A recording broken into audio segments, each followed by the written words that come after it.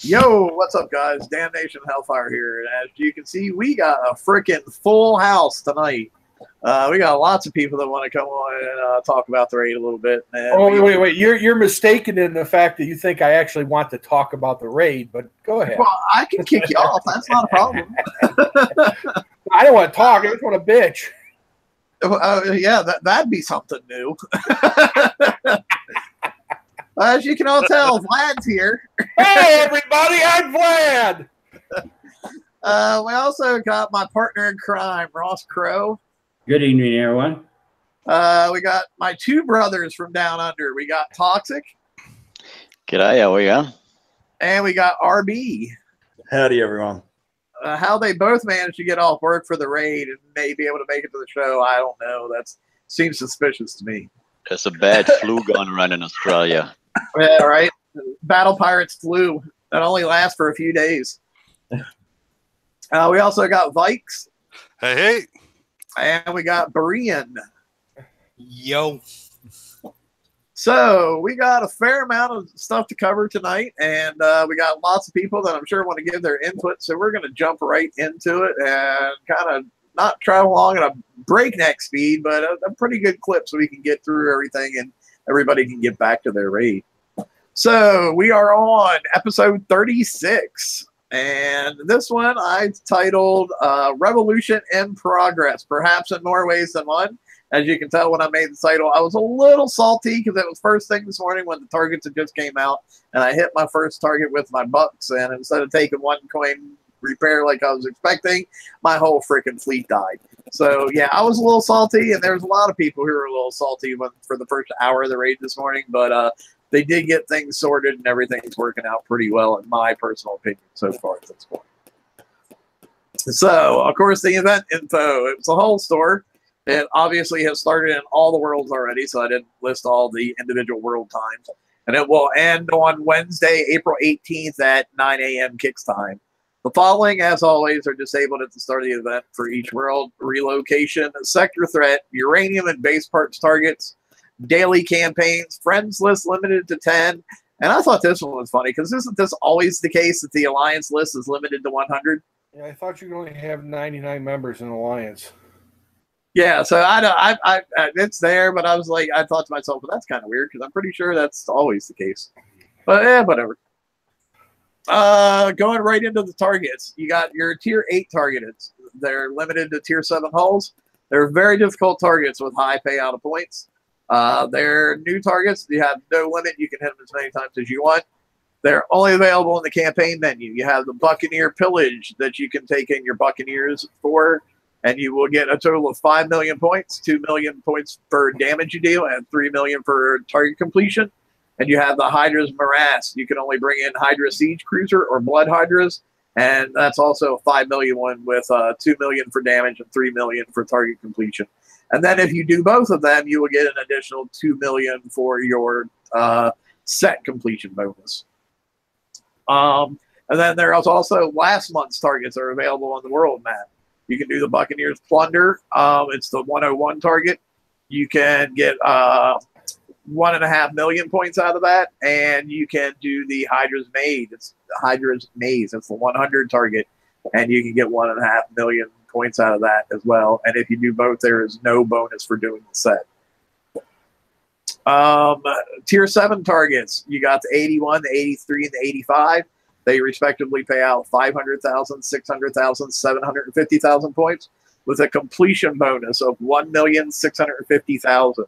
These are recommended for Buccaneer Hydra tokens, and you have to have either Tier 7 Siege or Generalist hulls to take into those.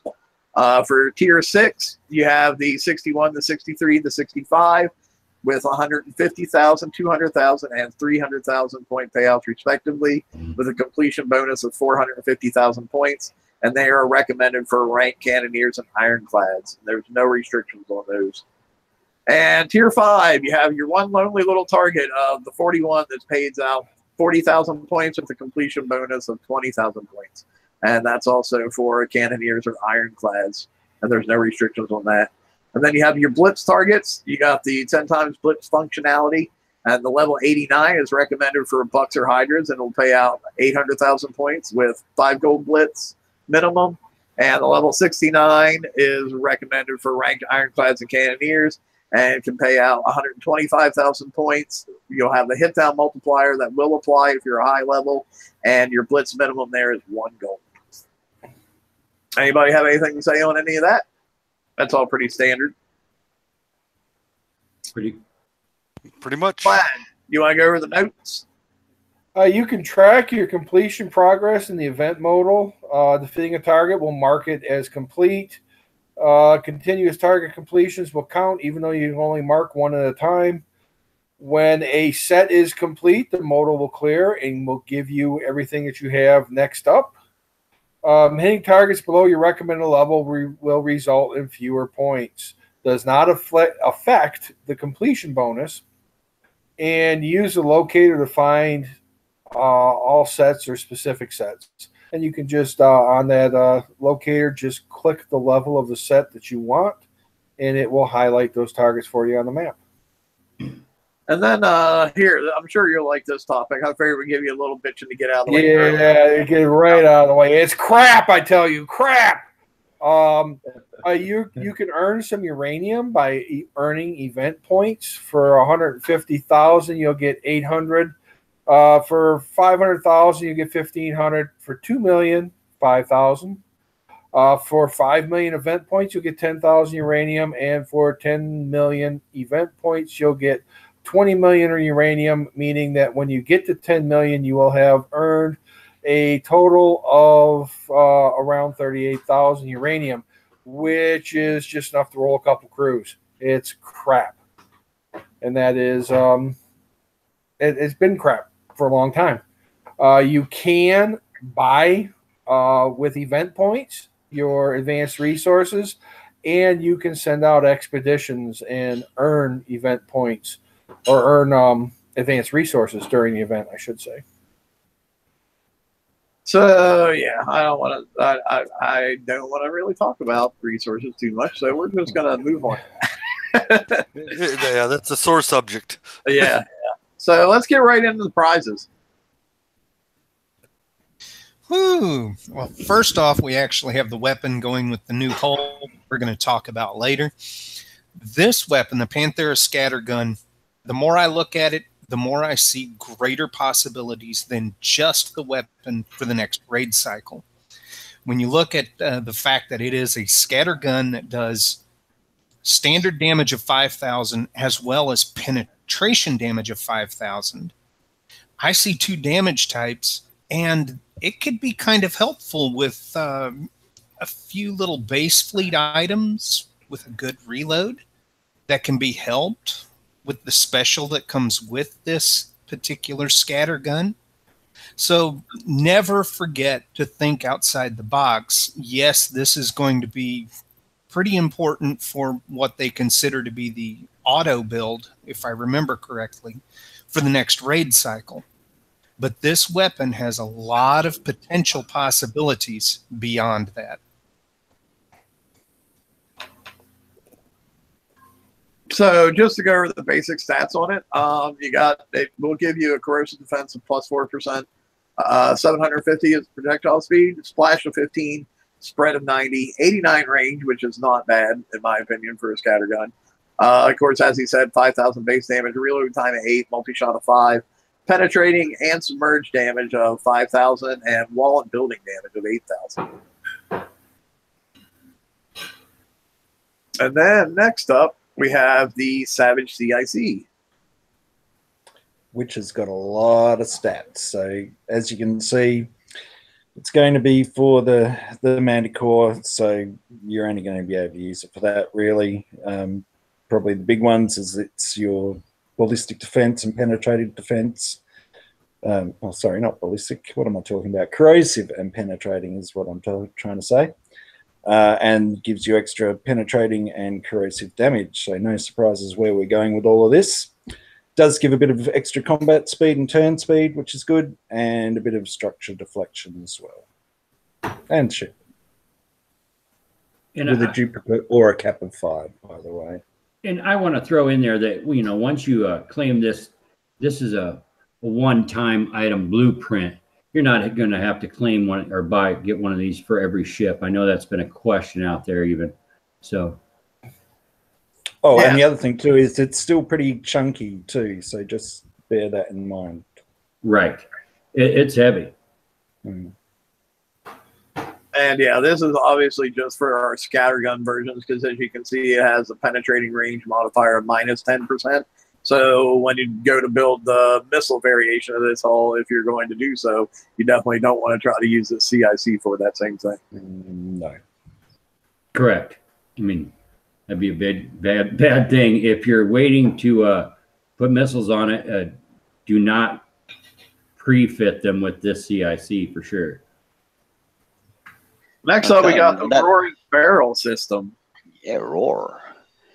It's also chunky, 23% of the weapon weight and be added onto you, but it's got a +3 multi-shot and +6 for heavy. And I don't know if we had that before. It used to be in the old hulls that you could fit a heavy weapon.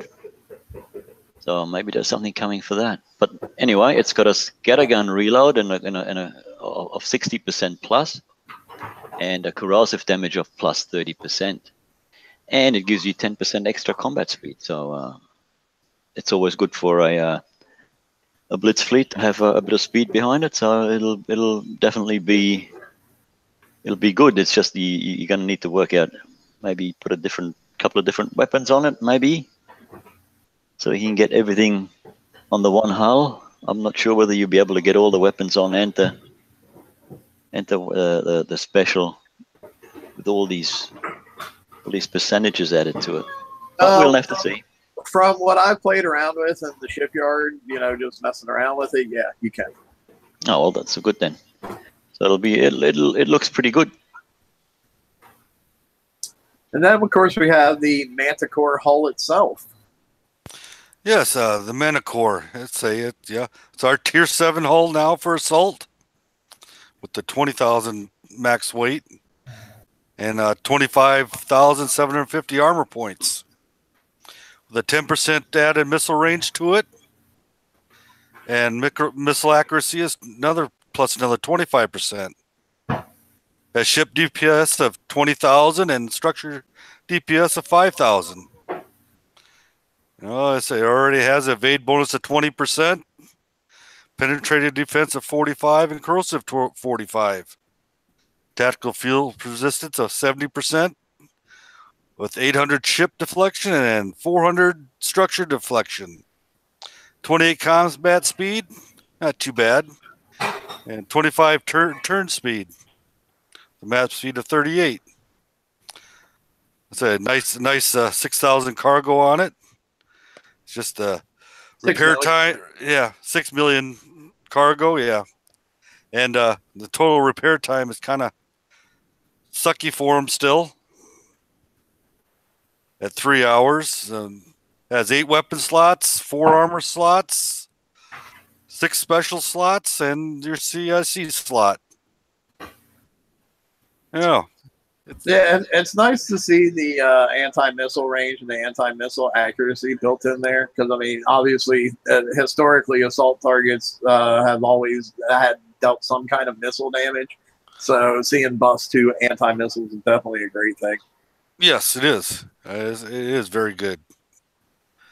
It's just wondering how many antis we're going to have on each ship to make it worth it. Time will tell, I suppose. Time will tell. At this point, we really don't have much information on any kind of targets that these are going to be going up against. So yeah, that's what I keep telling my guys. I said we could have no build for them, know what we want to put on them until the targets come out. It's pretty much we got to wait. Yeah, historically, the first VXP cycle we see after we get one of these new hulls gives us some inkling of what the targets are going to look like for the next raid cycle. So keep an eye out for the targets for VXP weekend, next week. Correct. That's that will help if that's what happens. And then Ross, we got your big boy that you want to talk about. Yeah, I'd love to talk about it. We have tonight we have the Poseidon Mauler. Now, this is a Forsaken Conqueror hull. Tier 7, of course, it's a max weight is 20,000 pounds. Armor points is 2,327,500. Now, this hull comes with a penetrative range bonus of 15%, excuse me, an explosive range bonus of 22%, penetrative reload and explosive reload, both bonus 25%. Penetrative damage and explosive damage, both 45%. So this is really a hull of a first of its kind that we've really seen in Tier 7 for sure, that combines both the penetrative and explosive benefits, including range. I mean, that's a big deal. So this is really this is a new ship going forward. It's a big deal. It is a Well, yeah, I mean, it's basically it's. I guess they didn't want to make a flagship for just onslaughts or one for just missile cruisers, so they said, "Oh, hell with it. We'll make a flagship that covers both of the fleets." Exactly. Now, and this one gear comes with an explosive deflection and a penetrative deflection. They match, and then they're 562,144 apiece. They do have a tactical field resistance also with the 50%. It's, of course, a defense handicap, 100% ship. The pass-throughs are the common 360 across the board, all the damage types. The combat speed is 27. Turn speed is 30. Map speed's 35. Now, this has a 30-minute repair duration. Weapon slots is great at 8. Armor slots at 5. Same thing as we've been looking at with the other Conqueror hulls. Special slots is 6, so that's awesome. You know, tactical modules is also included on this hull. The cargo standard, well, it's pretty 6 million.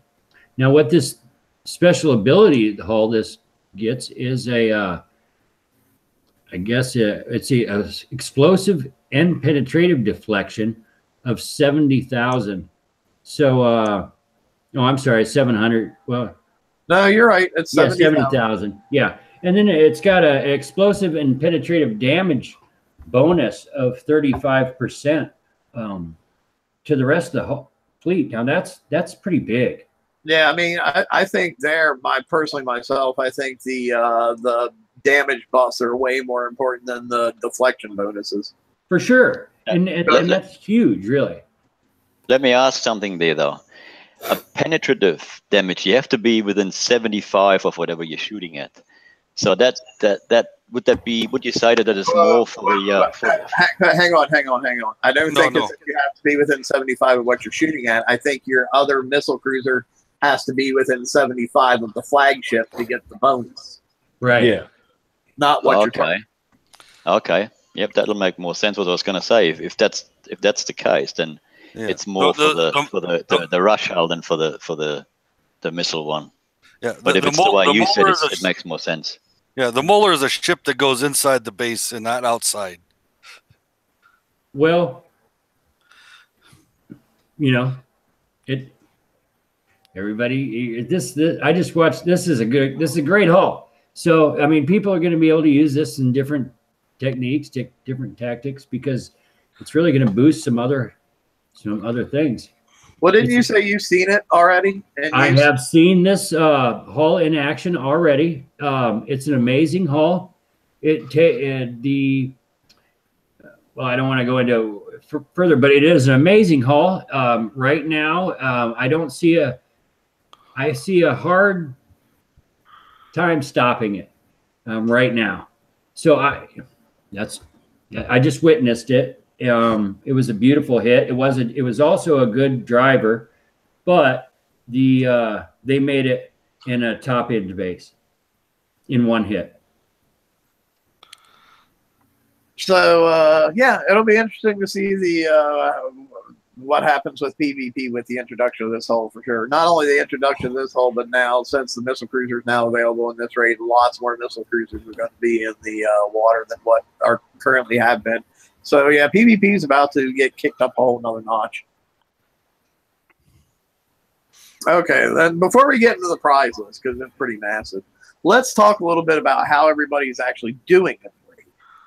I'll start off myself. I'm at 125 million points. I basically have been doing the Buccaneer S campaign for auto, and I usually get it for about 1 coin. Usually, about every 3rd hit, I have to do 2 coins because damage that's carried over from the previous 2. But yeah, I mean, I'm pretty satisfied with coming in there. Let's see, Ross, what are you at, and how are you doing? Yeah, I'm pretty high. I'm 320 million. You're echoing. I'm sorry, but I'm at 320 million, and I started trying the 80 set. Sorry, and I went to the campaign because the faster points, and I'm having to repair. I'm taking a little bit more damage than you are, but I'm on auto also, and I'm repairing well, I guess every 3rd also. When I get lazy, it kicks it up a coin because I do it on the map instead of just repairing the boon. So that's probably the increase for me. But I'm really enjoying the event, just doing the campaign boon campaign. I think I've gone through it now quite a few times. I think, let's see here. I've gone through, let's see, 61 times. So it's been working pretty good for me. Cool. Yeah, you got to hurry up and get your raid done all in 1 day so you can go fishing tomorrow, right? Right. No, and that's my goal. I'm not trying to set any records or world on fire, in all honesty. I'm trying to go fishing. There you go. RB, where are you at? I'm been slacking, so I'm only on 35 million, something like that. But I'm just doing the Hydra Morass, learning the best way to take out the ballistic turrets first because they're the ones that do all the damage. So just really learning the new target and finding the most efficient way to do it. Cool. Toxic? Yeah, I think I'm around about 90 million. I've just started to build on my first Manticore, and I'm going to go for the build tokens now. The next thing, I won't get the weapon or the special. I will get the Mauler for sure. And I know I shouldn't, but I'm going to build it before I do anything else. So I know I shouldn't, but I am, because from what Ross said, it's his fault. But yeah, you got to make sure you get it built for all that base hitting you do, right? That's right. Right. Mine will be a base defender. There you go. But yeah, I'll definitely get all the prizes, and there's a whole heap of prizes that I haven't gotten from all the Tech Up TLCs that come out. So I've got lots of stuff missing there that I need to get. There is many tokens in the store that I need to get. So it'll be a long weekend of raiding to get all the points that I want, and I doubt very much I'll get it. But hey, we'll skin the cat at the end. Yeah, well, I mean, the greatest part is it is a 6-day raid, so we do have like more time than normal. Yeah. Berean. I'm sorry. Go ahead, Toxic. I was just going to say that's me done. Okay. Well, there you go. That is you done. Berean, how's things going for you, bud? Are you there, Berean? He's muted. There we go. I think his connection's acting up on him. We'll come back to you, Berean, if you get your connection sorted. Vikes, how's things going for you, bud? Oh, it's going pretty good. I'm just doing the campaigns, and the Buck campaign right now, I've got about 20 sets done of those, and about 5 sets of the Hydra. So I've said about 108 million right now. So yeah, Nice. It's going pretty good. I mean, it's not expensive raid at all. It's just nice and easy, and sit back and let my ships do the work. And Vlad, I saved you for last because I always like wince a little bit inside when I ask you these questions because I'm not sure how they're going to go. How's your race going? I didn't get home from work till about 45 minutes before I came on the pre-show, so I only had a chance to try I tried one of the new Buccaneer targets and I tried one of the new Hydra targets. I think they turned them up a little bit over last month, which is kind of disappointing because we spent the whole month trying to build an FM fleet. So unless you were cornering the fleet that you started this raid with was more than likely the fleet that you ended the last raid with. And but I've got 12 million, and the time that it took me to get through the two targets wasn't too bad. I got to work a little bit on driving in the Hydra target. I forgot how to drive it and took more damage than I needed to. And it seemed like the Buccaneer target was blowing through my charged armor faster than it did last month. But you just keep an eye on it and you can compensate for that. So all in all, I don't know yet. Wow, that was a lot of talking for I don't know yet. It was also a lot less negative than you thought it was going to be, wasn't it? Well, that's probably because I put that disclaimer at the beginning. Berean, did you get your connection working, bud? I think he said no. Okay, apparently not. All right, moving right along. Okay, prize list. Of course, we got the Manicore is the top prize for 60 million points. The Poseidon's Mauler is also 60 million points. Missile Storm Cruiser, yes, we can now get more of those for people who want more of those. If you are into PvP at all, I don't know why you wouldn't want more of those. And they are 5 million points each, and you can redeem up to 5 of those. Also in there is the Inferno Dragon for 15 million. Gridiron's Monolith, 4 million points. You can redeem one. I wouldn't recommend it. I think that the hull is absolute garbage. But, you know, to each their own. If you have a use for it, you can get one for 4 million points. Lasago Icebreaker, you can get one for 4 million points. Phoenixes, 4 million points. Gutsville Phoenix, 6 million points. Skyfire Carrier, 4 million points. Gutsville Skyfire Carrier, 6 million. Chameleon, 8 million. 8 million? Well, I'm getting my millions and millions all mixed together there. Savage Kodiak, still a really good hull for just because of the defensive bonuses it gives against missiles and the reload bonuses it gives to missiles. You can get that for 4 million. Buccaneer, of course, is at 9 million. The Buccaneer Boon is 11 million, and Dante's Nova Storm, which I thought was kind of a weird thing to just kind of be in there, but okay. 4 million points for the Dante's Nova Storm. And you can get Onslaughts for 5 million, King's Ritz for 4 million, Twin Blades for 4 million, Brennus Unstoppable Sloth for 4 million. And contrary to previous belief, you can only get one of them, not 5 of them. So Hopes, you can redeem up to 5 for 4 million each. Phantom Gluttony is back for 2 million. That's actually a really good price on the Phantom Glut. Sloths are 4 million. Vanquishers are 1,250,000. And Inquisitors, you can claim up to 5 of, and they are 1 million points apiece. I think it's very expensive for the boon, the Buccaneers. For still that much. It is the last raid, so that should I would have thought that'd be way cheaper than what they are. Just me. Yeah, I do tend to kind of agree on that, but I mean, unfortunately, we don't have any control over prices. We just gotta say, yes, sir, thank you, sir. Give us another, sir. Yeah, it is what it is, but just saying. Yeah. And then we have the PvP components. Who did I assign this? I forget. I believe this is me, but it's PvE.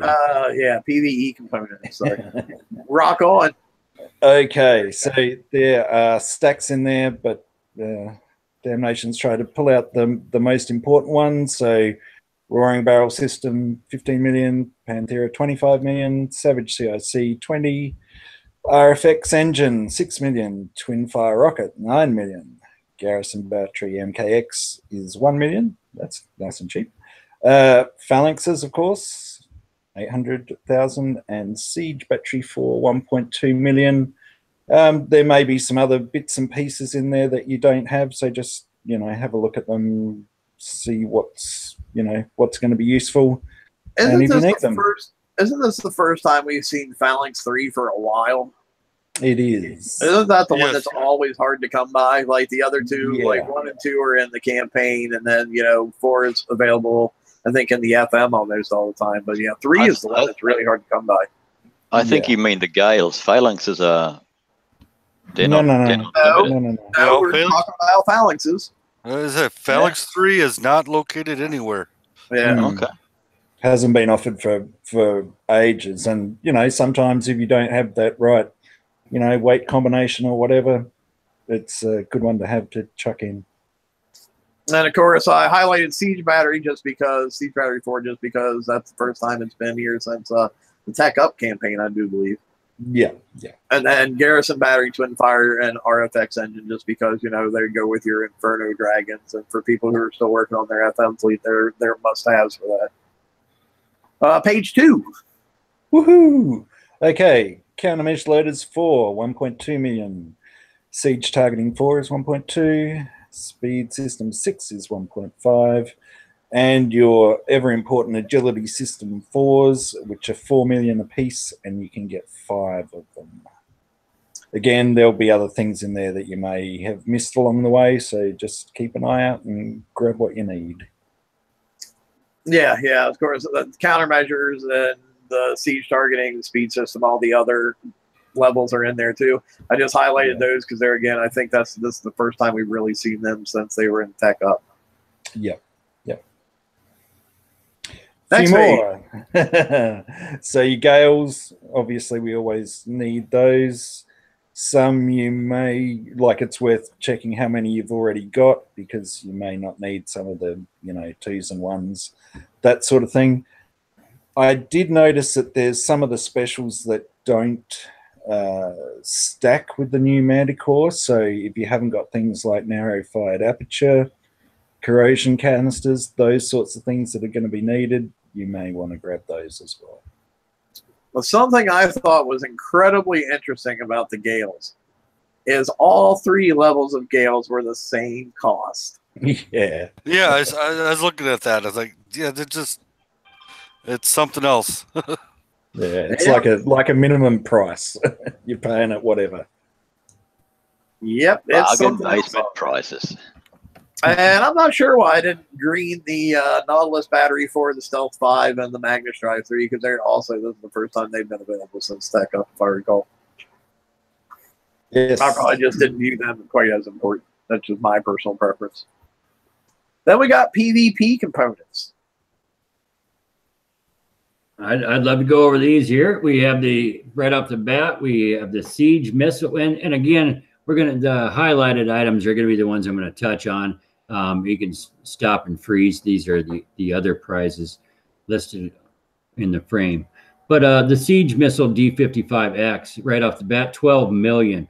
So the 2XQ mortar, another 12 million. The precision missile system for 8 million. The high explosive shells 4 for 8 million.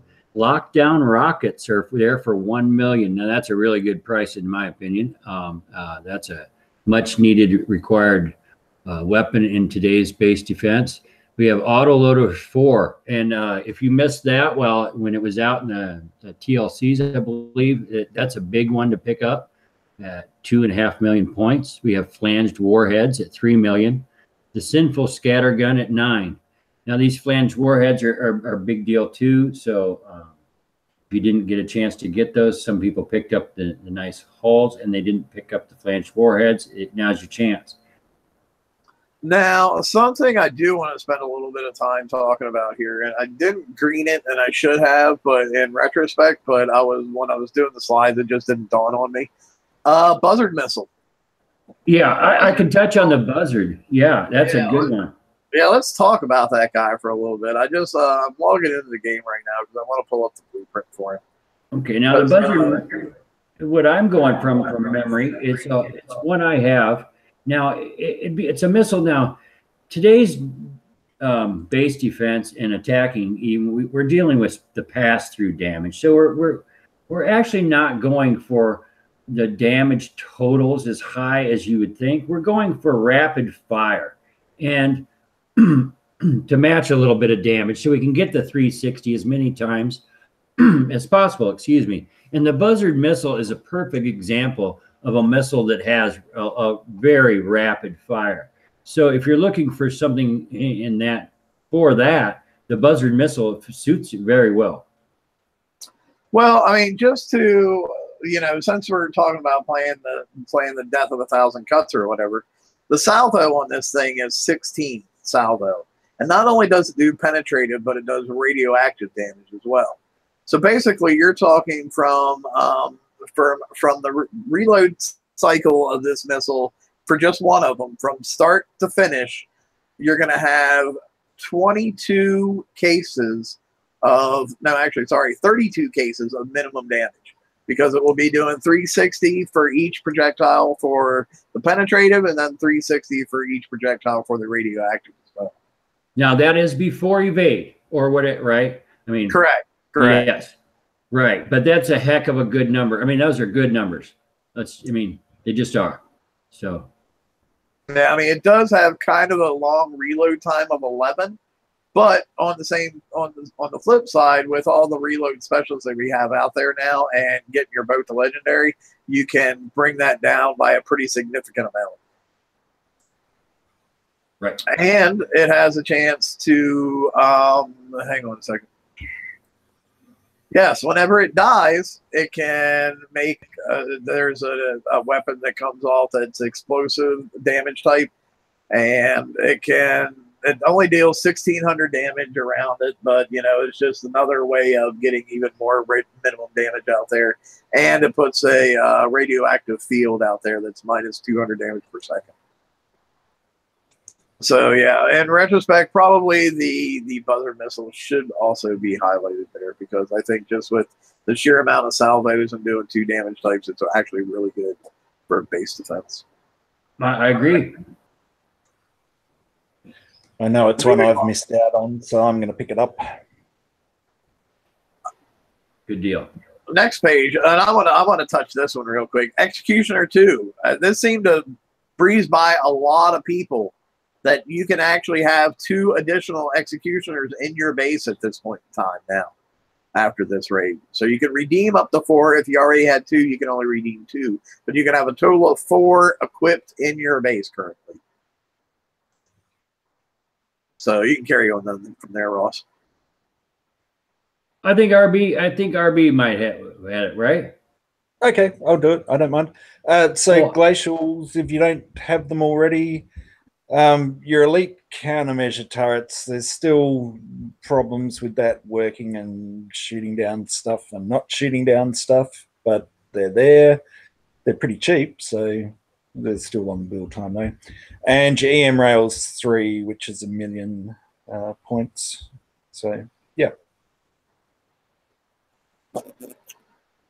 Yeah, elite countermeasures. Do we even want to talk about them for a little while? Yeah, we can, because I mean, I'll touch on this too. It's their statistically they're a great weapon, and they really are. Every third attack, or on my base, about every third base defense, they work extremely well. It's not it's not who attacks me or what time they attack me or anything. It's a random deal. It's how my base performs, and sometimes they work, and sometimes they don't do a thing. Matter of fact, they turn and kind of flip me off, and that's how I think they work. And so they're kind of a strange animal right now. Yeah, I definitely agree with that. I've seen base hits on myself where they're not doing anything, and then I've seen base hits on me where they are doing things. So I guess my caveat would be I would still recommend getting it, maybe not building it right away, waiting to see if anything gets sorted with it. But yeah, it's still a good thing to have, and I'm sure eventually they will get it sorted out. It's just right now I can't give it a solid 100% at this point in time. And not everyone has problems either with it. See, also, so I mean, so it's a touch and go. Token. Some people, you might not, if you got someone attacking you with these sloths and stuff, there is that much projectiles and explosions and clouds and chips and turrets and stuff. You might not even see these things firing or not. So you got to keep a careful eye out on it. So a lot of people probably wouldn't even know about it, wouldn't even, never seen them work, or depending on where they've got them placed. I agree. Tokens. Who's covering tokens? Toxic. I can. You were. Oh, no. That's all you guys. Once I give you a slide, it's your job to remember it. That's right. Yeah. Take it away. I'll do it. I'll do it. We will have ship build tokens. You got 10 1 hours. This is the normal deal. You get 4 12 hours and 3 1 days. The new thing that we have is the assault build token, and you can get 10 of these 1 day tokens for 3 million each. Let's talk about those real quick for just a minute. I don't know if any of you guys have noticed or not. You can only stack up to 2 of them. Yeah. So if you had a long build going into the raid and you want to make sure you get all your assault tokens, you pretty much have to cancel your long build that was going into the raid, so you can claim all these tokens and use them as you go. That, or you could claim and use your general build tokens to finish it. Yes. Yeah, that's what I ended up doing, Vlad, because I needed to.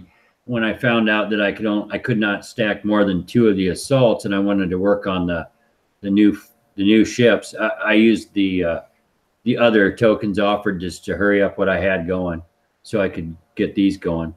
Yeah, I guess it all comes into what your definition of a long build is. I was more looking at, like, somebody took a boat and started it from start to end, and they had like a 14-day build going. That's more what I was like. Those general tokens ain't gonna finish no 14-day build. No. And just as an aside to people who hadn't already figured this out, going into the raid, you don't really want to have a 14-day build in your shipyard. And you're usually better off just building an empty shell hull and then refitting it, particularly if you have your R&D done, because your refit time is probably going to be less than the straight up build time. The cool thing about all these assault class tokens too is, with the amount that we get, plus the amount of general ship build tokens that we are getting, plus if you went into the raid with a few days worth of FM tokens, you can pretty much get your 4 empty shells done and out on the water and ready for VXP weekend without really having to put any time whatsoever in. So, okay, Toxic, go ahead. Yeah, no worries. So we had the assault class tokens. Then we've got 5 2-day structure build tokens, and they're 4 million each. And then one of my favorites in there is for my second hope.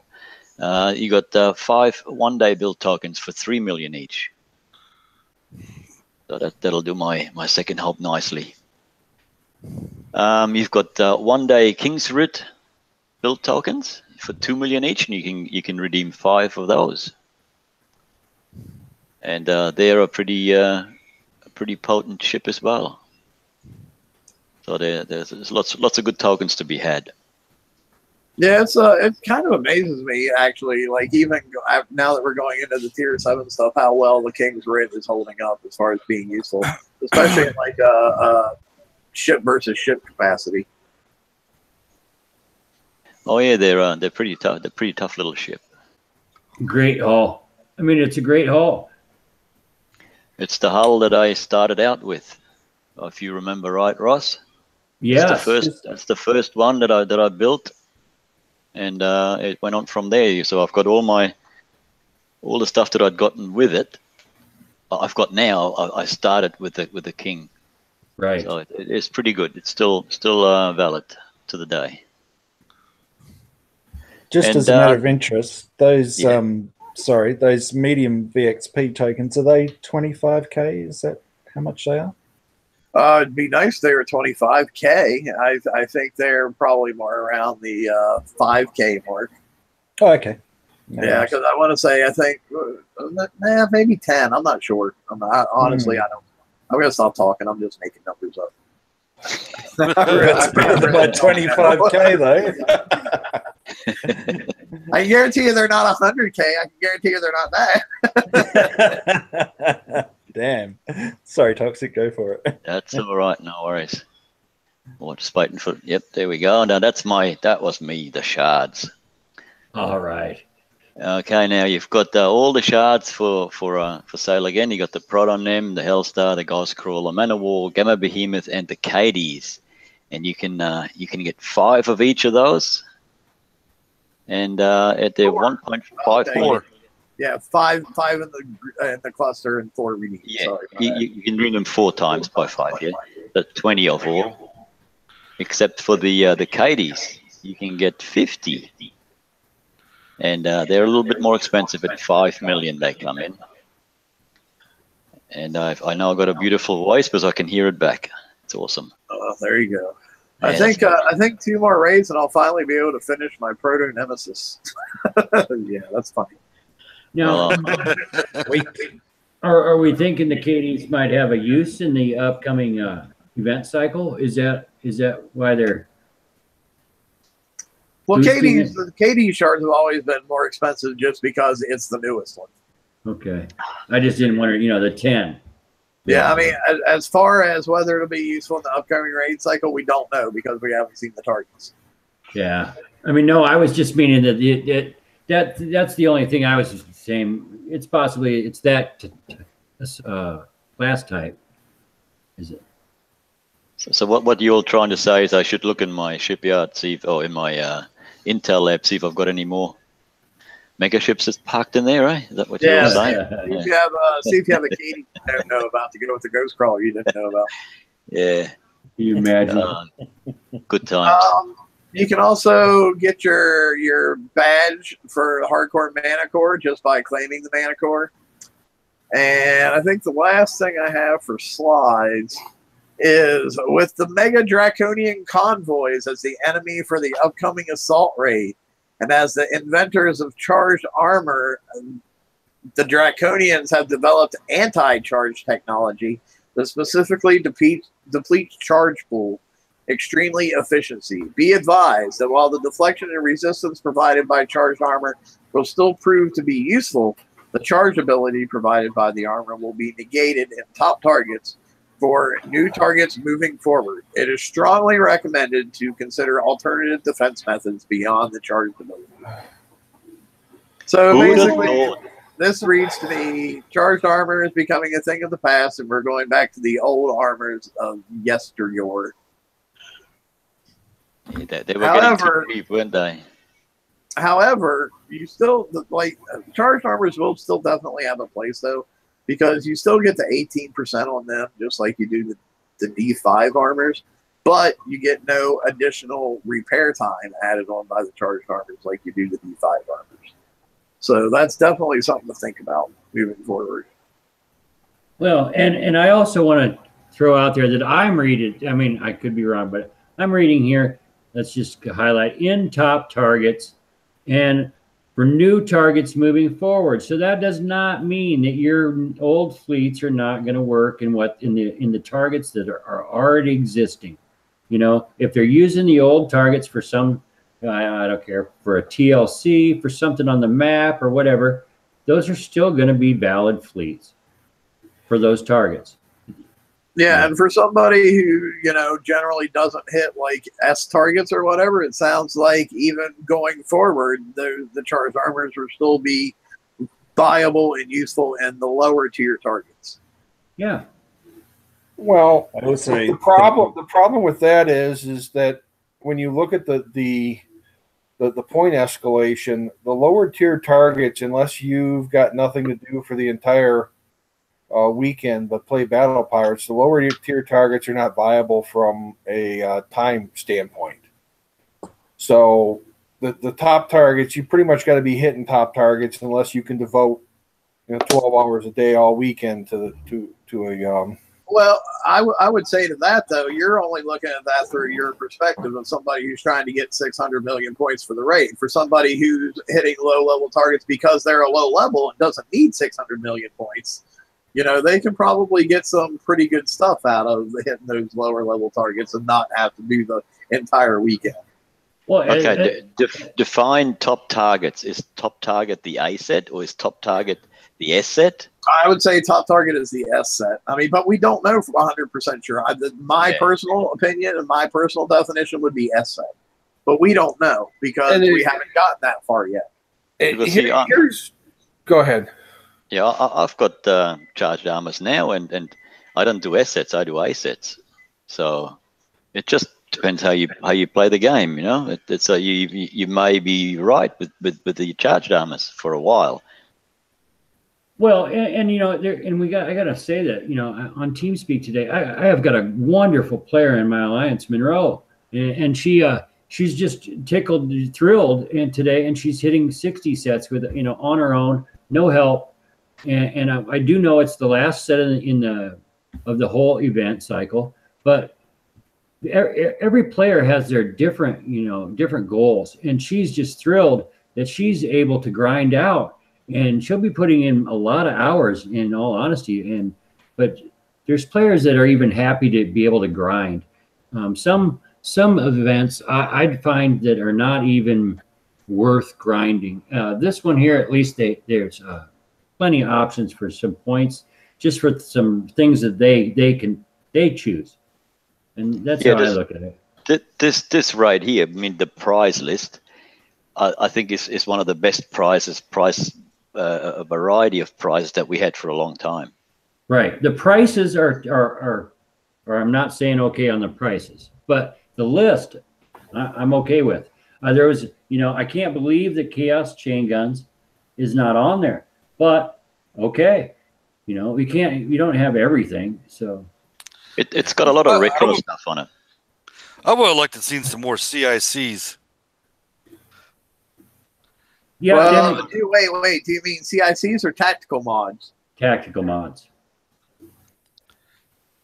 Because that's weird how they're like basically the same, but they made them different. I don't know.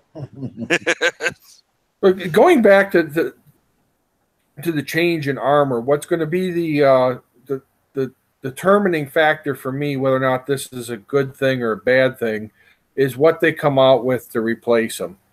If they're getting rid of the 36-hour build time, and if they're getting rid of the armor, whatever the replacement armor is, being a limited blueprint, okay, I'm all for it. If they're just going to come out with something else where you got to have, you know, 10 copies of the blueprint and it's, you know, 36, 37 hours to build, then basically all they've done is they've made your old fleets, I won't say completely obsolete, but for an end game player, you've made them as though, you know, for something you're not going to want to use because they don't have the latest armor on them, and they haven't really changed anything. The armor still takes a ridiculous amount of time to build, and it's still a limited blueprint. So I guess whether or not this is a good or a bad thing comes right down to what's next.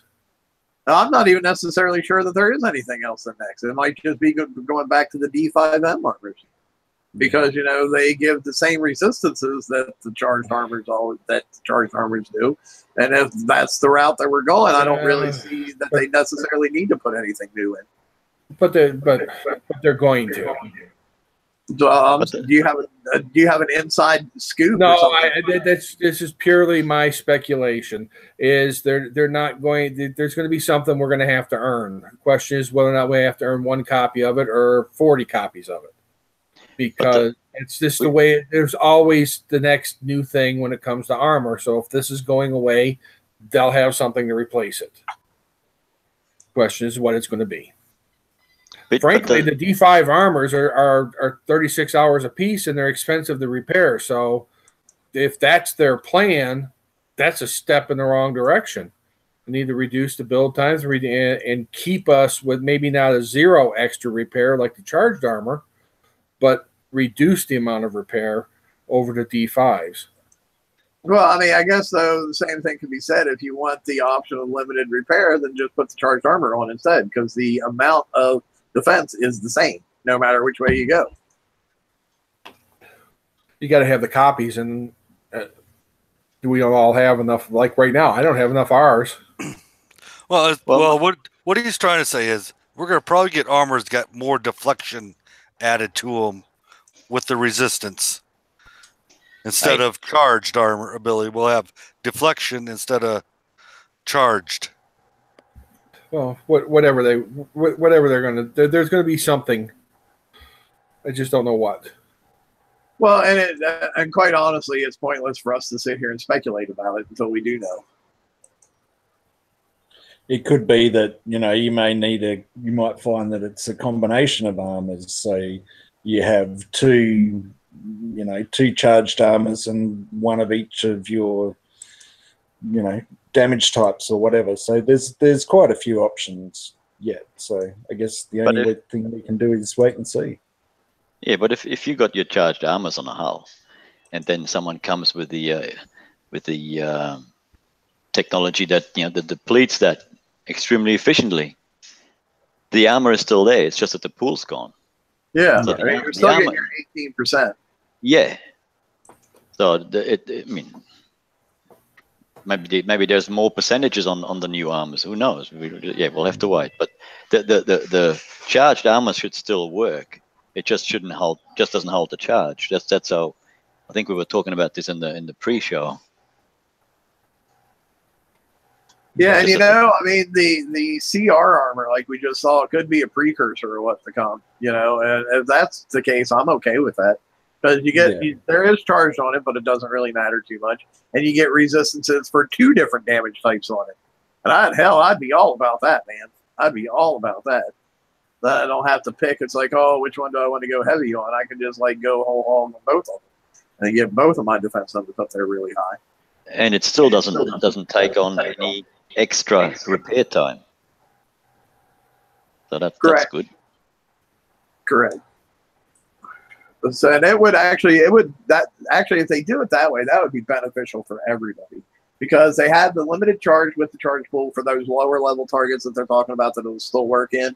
And you're getting the dual defenses for the higher level targets where they say that we'll need that. So, yeah, I hope maybe that's the way they'll go. And I'd be okay with that, especially if you can get in the FM like you could the first one. It's only like, 3 million points, and then you can have as many as you want. Yeah. But we'll see. We'll see. So what else? What else you guys want to talk about? We're actually at the end of the slides now, so we can backtrack and talk about anything else you guys wanted to. I just wanted to make sure that we kind of zipped along and got through the slides. I'd like to talk about these Executioner 2s. You know, I don't know, because I don't know yet on how they're going to perform, but I'm really excited about them because, to be honest, I was really let down by the Halo 2. I understand that the buff it's part of a puzzle, but I just like to be more of a shinier piece of a puzzle, I guess. In other words, but I'm excited to see.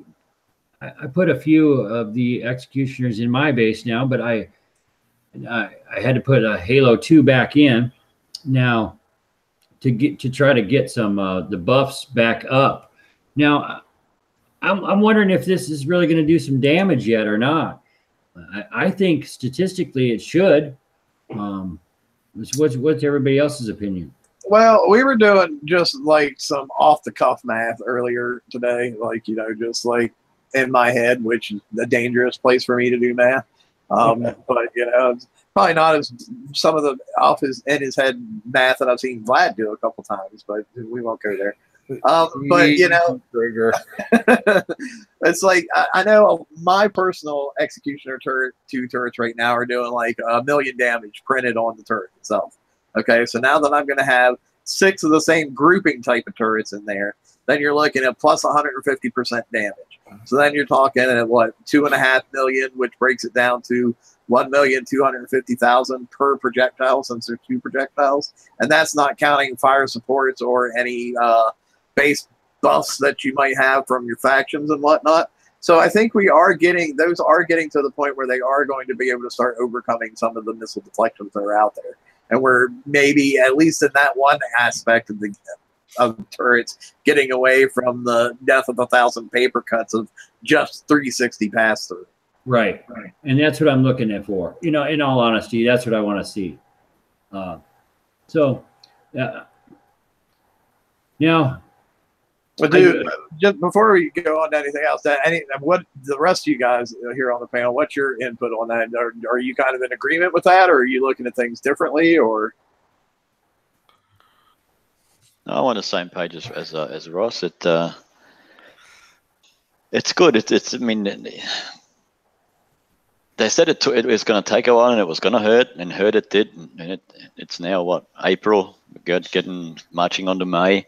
So it did take a while, but it's getting better. The game is getting more to be balanced, and it just took a while. They couldn't have done all this all at once, and it would have just gone haywire. So yeah, I totally agree with what Ross said. I'm all for it. I think the thing that will balance it out is the first, as what I call the secondary turrets damage types to come out, like one that does either concussive or corrosive or radioactive, because everybody's stacking so high against ballistic and missile right now because of the executioners and the Howies. When the first one of those damage types comes out, they're going to have to totally rethink their armor distribution. Oh, I agree. It's going to be a huge change, and it'll really be for the whole community. Now, I have another question, if it's all right. Back to these Executioner and Halo, the bonus effect.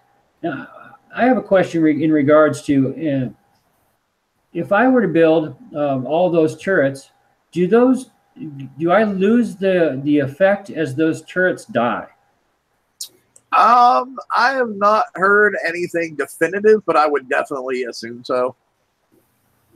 Okay, now that's what I was wondering. Just like the reason I say is because of this. Like, for example, if you're running a Savage Kodiak in with your fleet, for example, and your Savage Kodiak dies, your fleet loses all those missile defensive buffs and those missile reload buffs and everything that the flagship gives the rest of the fleet.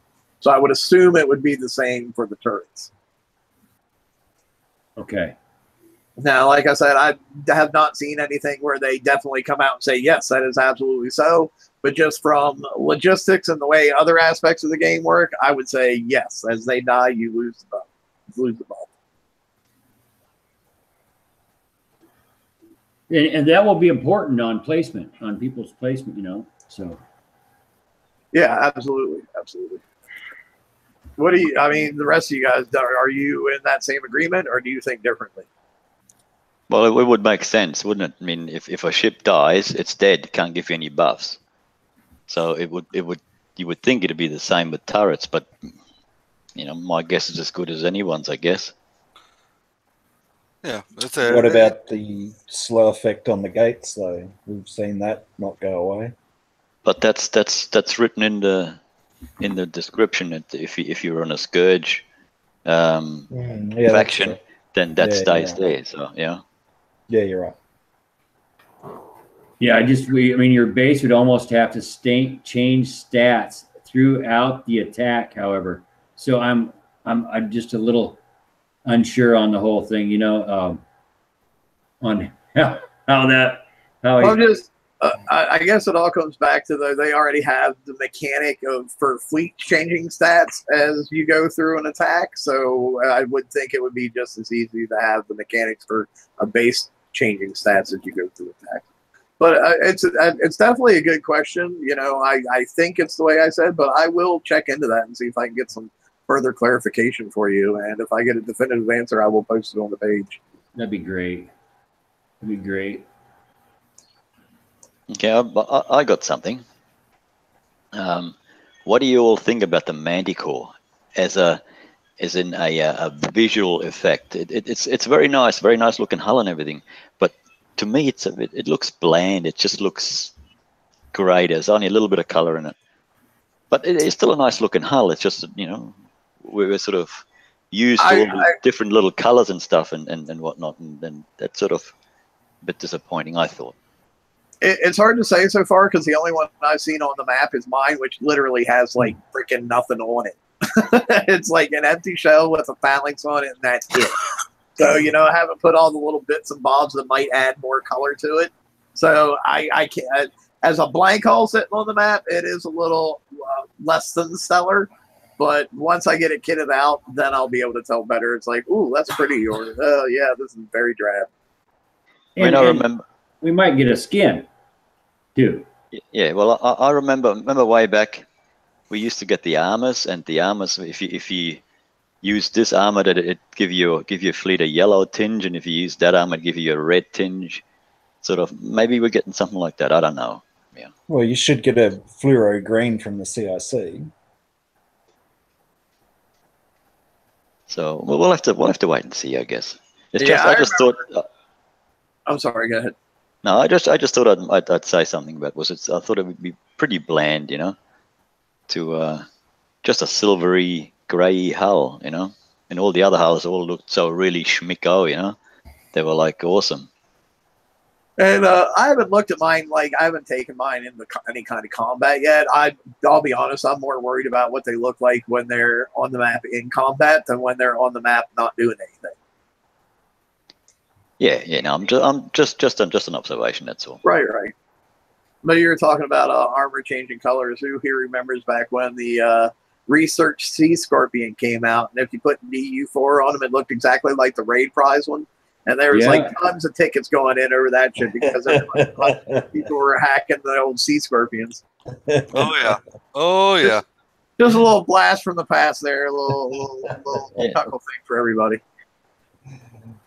Yeah, that's what I meant. Like you had your normal your armors, and depending what armor you'd put on you know, whether it was a HH or whatnot, it got a different color. Yeah. Or was it only the Sea Scorpion? I can't remember. Oh, no, I think it did with the HHs too. I think the Sea Scorpion was the one that made it most evident, though, that it really matched it up against the one that was the raid prizes that only like 3 people per sector were supposed to win. And then suddenly, like, you go to a sector and like everybody and their brother would have these Sea Scorpion mount on. It's like, wait a minute. Yeah. Anybody else got anything? I'm good. No, I'm pretty pleased with the way the raid's going myself. I came down to the Sector 8 for it to try to take advantage of any game errors. Well, the game errors didn't go our way this time for the first hour, but it's still a great sector to be in. And I think the event's going really just smooth. I'm happy with the amount of lag that's present. I hope it doesn't increase, and I hope it's just not me saying that, and the community's having great difficulties. I'm sorry if you are, but it's going relatively smooth for me. I mean, I have some increased lag, but I think that's to be expected. I don't have any huge crashes or anything like that, so I would say for me, my game style, it's going relatively well. The last thing I want to do a little public service announcement for Vlad and Alona. Vlad, you're in Sector 12, and you say there are people who are out currently sniping your. No. It was it appears to have stopped with the raid, but yeah, there was some chore fleet sniping going on. But it appears to have stopped with the raid. Yes. Okay, because I was going to do a public service announcement, find out the name of that alliance, and just anybody who was in Alpha that happened to be watching the show wanted to go snipe their fleets. I was going to give them the alliance name. Yeah, no. We won't stir that pot. It seems to have simmered down. We'll let it stay simmered. All right. Well, if anything, if it boils over again, you just let me know, and I'll post it on the page. If it boils over, we'll out them on Saturday. There you go. All right. Well, I think that's about going to wrap it up for this one, guys. I definitely appreciate you guys coming on. We had a pretty good panel tonight, as opposed to some nights where it's like me and Ross, and it's like, oh, okay, here we go. But yeah, we had a good show up tonight, and I'm really happy for that. And glad to see you guys in chat. You always make the show better. And make sure you give us a like and subscribe and share us out there. And everybody, good luck in your raid. It's a good raid. You got plenty of time to do it. It's a 6-day raid. So just take time, enjoy, and get everything you can. And we will talk to you next time. Later. Night. Good luck, everyone. All right. Good night.